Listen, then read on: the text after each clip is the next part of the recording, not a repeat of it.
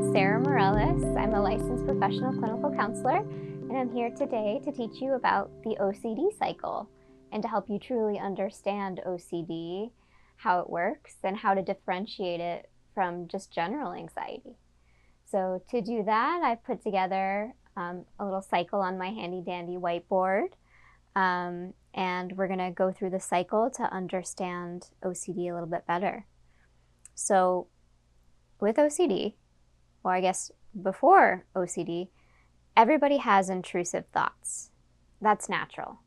Everybody has intrusive thoughts, and they're not just thoughts. They could be images, body sensations, impulses, urges that are all unwanted. They make us uncomfortable. We don't like it. So for anybody, that would cause significant distress. But the difference with OCD versus regular anxiety is the amount of meaning that we attach to it. So meaning is like the amount of time and focus and energy we really give to the intrusive thoughts. So just to use an example, I'll give this example a lot. Somebody might have just an image pop up in their head when they're with their mom. That's like, whoa, what if I took this knife and stabbed my mom? That's really scary.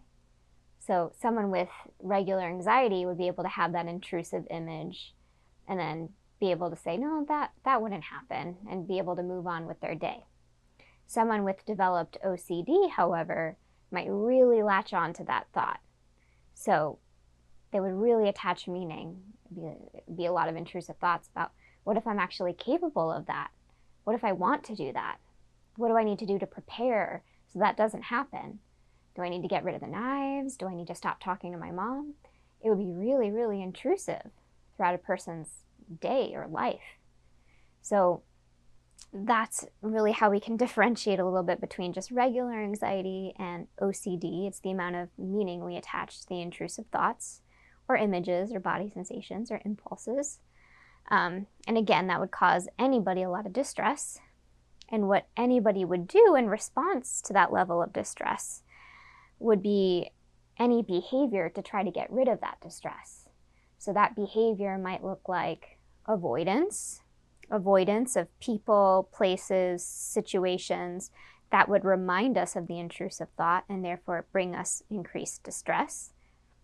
That might be excessive rumination or overthinking, or trying to fix or solve a problem when there really is no immediate fix or resolution.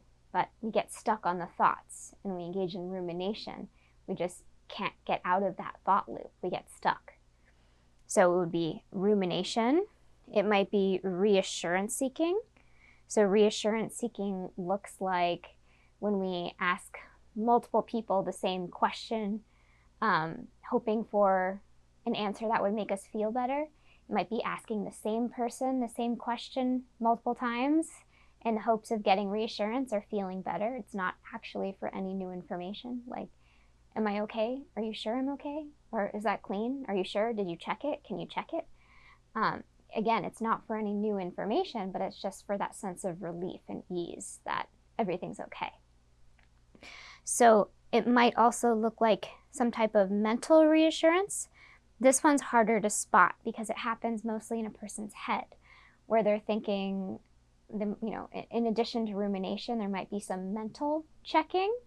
That might be mentally reviewing previous situations, kind of going through it one by one. Did this happen? Did that happen? When this happened, was it safe? So you can imagine a person checking a conversation after it happened. Was I okay when I said that? Did they think I was weird? Or mentally kind of going through the sequence of events. A person might also do some mental praying or even counting. There's a lot of different compulsions that somebody can do within their own head. And again, it's harder to spot. So it's important to kind of talk that out with someone. But then there's also more overt behaviors that we engage in that are part of behaviors to reduce our distress. So we might engage in compulsive checking locks, stoves, doors. When we're driving, we might check the rear view mirror to make sure we didn't hit someone. We might do some excessive cleaning, or trying to separate clean zones from contaminated zones to make sure that one area is safe and the other one's not. This area is safe. So there's a lot of more overt behavior that is easier to spot that we do in order to reduce and relieve that distress. So actually, when we do this behavior in OCD, we call it compulsions or compulsive behavior.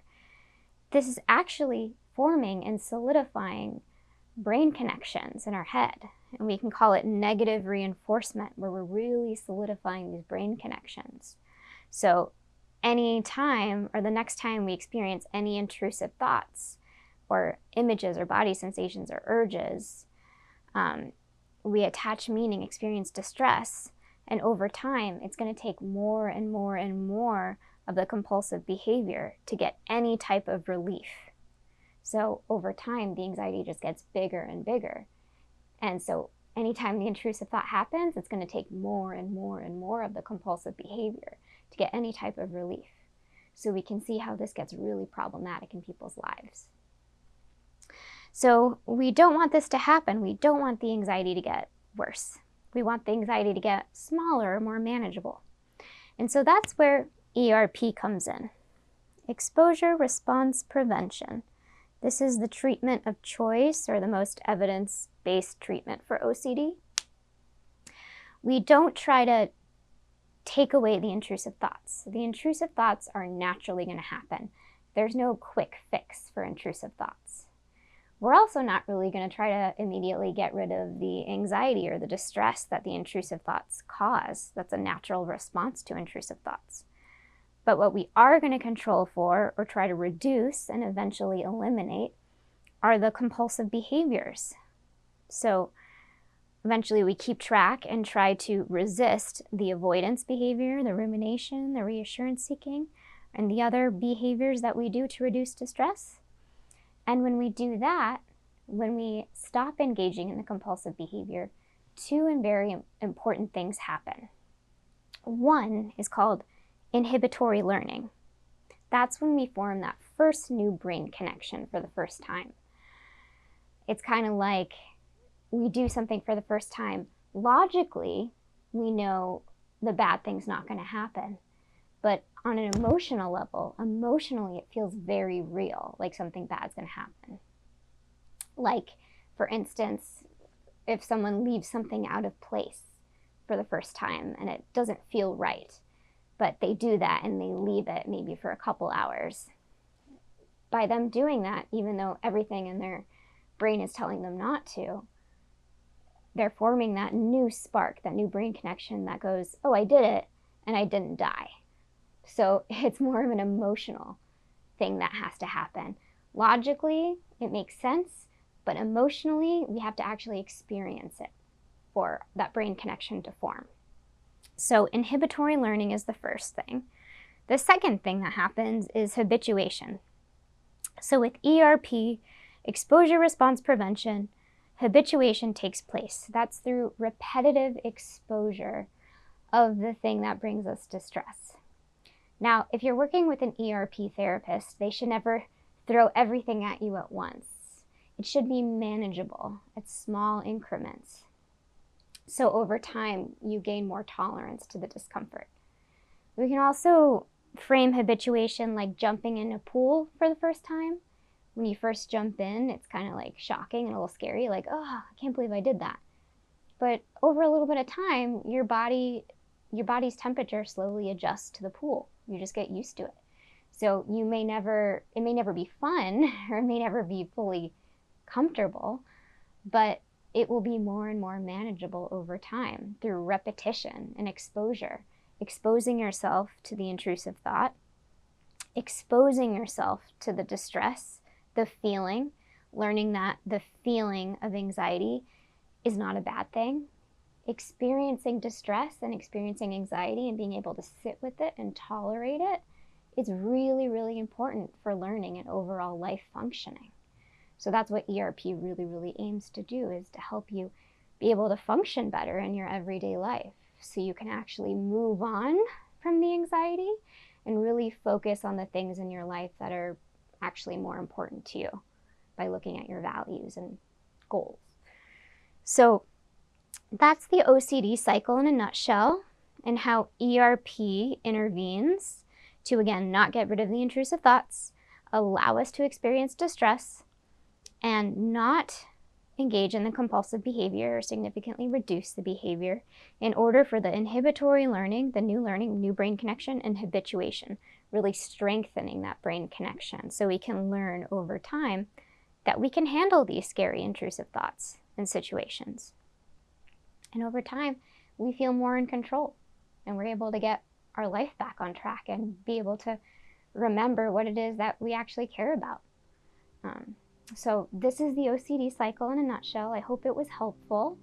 If you have any questions about the cycle itself, or if you have any questions about ERP, exposure response prevention, I'd be happy to answer it. Like or comment or just send me a private message. I'm happy to discuss more. And thanks for joining. I hope to see you again soon. Thank you.